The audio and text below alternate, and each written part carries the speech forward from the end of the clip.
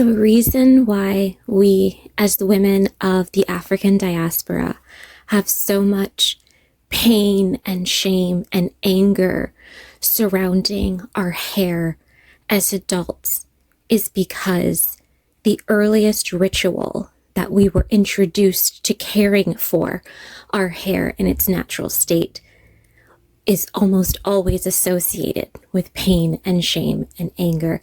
I'm talking about how most of our mothers did not know how to care for our hair, which led to anger and frustration on their part and pain and shame on our part, because you are stuck in this endless loop of resenting, not wanting to have your hair go through this wash day styling process because you knew that it would only bring you pain.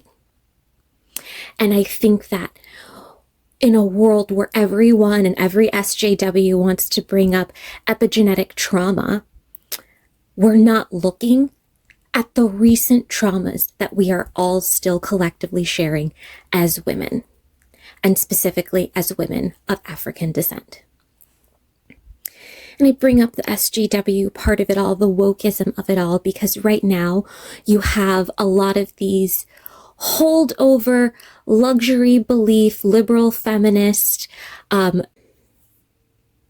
willful, shallow criticisms or not wanting to look beneath the surface of it all.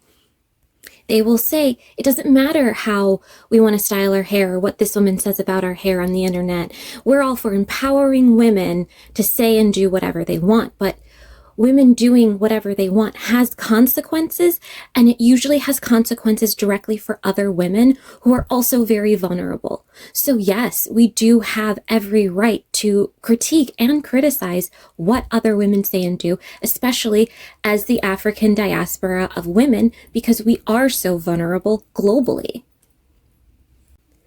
I find it very disingenuous when people who are all about doing the work and research and wanting to find deeper meanings and talk about symbolism and excavate and unpack conversations suddenly do not want to do or engage in any of those intellectual pursuits about a topic. That's a red flag. And yes, I am talking about the mentality of the women who will tell you that the cis heteropatriarchy is terrible and you should reject that and reject beauty ideals and that beauty is a bad investment, and then they get Botox. I am talking about those women because those are the women who are right now the loudest voices and leading all of the conversations that we're having about what it means to be a Black woman, a woman of African descent right now. And the main problem is that many of these women do not see themselves as women first. They see themselves as Black first, which means that their worldview is just going to be different. It is skewed. It is not from a place of, as a woman, as my divine biological right. It is, their worldview comes from a place of, I am part of an identity group that was imposed on me, and I consider my biological sex afterwards. It's why I find it so funny when people are like, the Black community is a matriarchy. Women of African descent have some of the most neglected bodies in the world. We neglect our own bodies in service of other people, in service of a community that keeps telling us that it doesn't care about us. This is not a matriarchy. Women in a matriarchy do not neglect their intuition, their bodies, themselves. They don't neglect their sexuality or create their sexuality or have their sexuality be a performance for others to enjoy and not themselves. This community is not a matriarchy, and it's so apparent, and I hope that it becomes more apparent with every passing day. At one point it was a patriarchy, but I think we're slowly sliding into a fraternity, which is a different, I think it would be like a subset of a patriarchy. These women who will tell you, you don't know what someone has under their wig, but then the women who wear wigs are showing us online that many of them have short hair. The women who wear wigs are then saying they don't like their hair, saying that our hair doesn't grow. It's not just, oh, you don't know what these women with wigs are saying. It's that these women with wigs, many of them come out and say inflammatory, damaging, white supremacist laden things about our bodies. Yes, we as women of African descent have every right to push back against that, and publicly, because that's where we were being shamed. The woke social justice girls will tell you it's okay if you don't know how to do your hair. There are other options, and no one should shame you for those other options.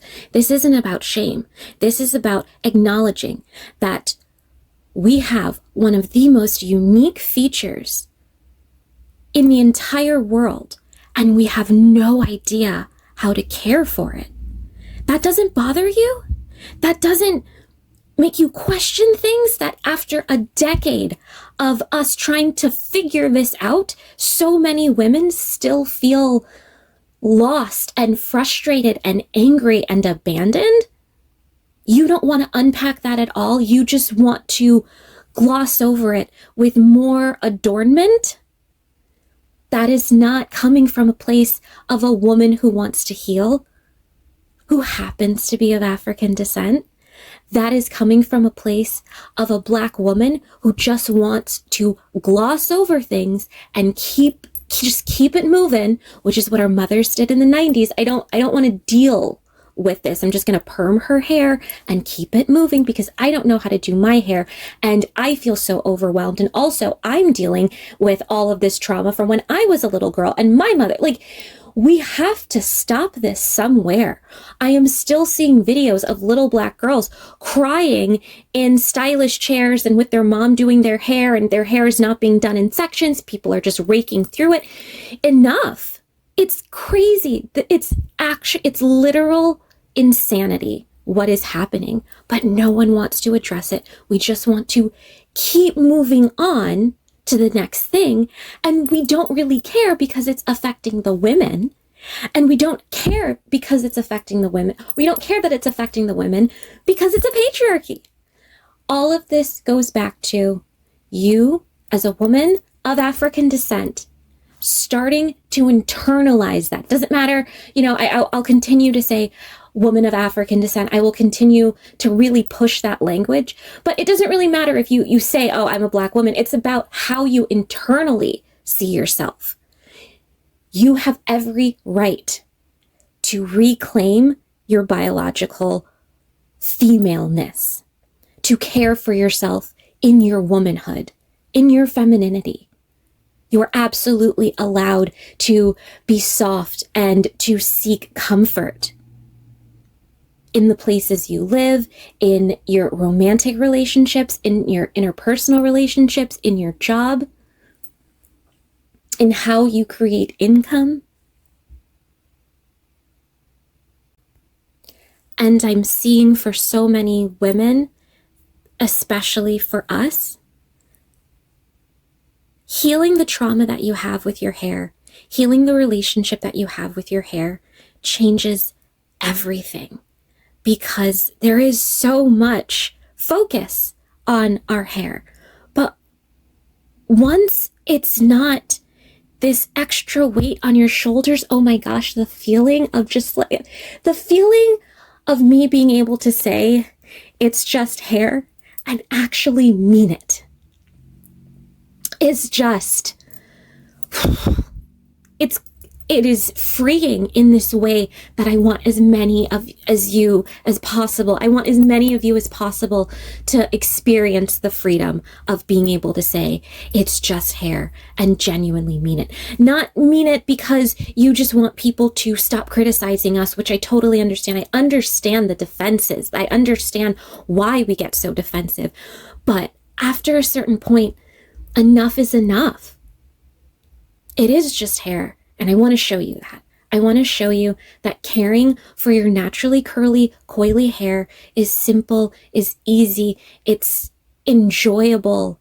I want to help you heal your relationship with your hair so that this is just nothing, so that it doesn't even matter, because it is just hair and you can chop it all off like I did and know that it's going to grow back and not care what length it is and stay at a short bob for an entire year, not worried about, oh my God, my hair's so short. How are people going to think about this or whatever. I want you who cares about your laid edges to be like, I don't actually care if my edges are fuzzy. Who cares if I don't have baby hairs? Most of us don't have baby hairs.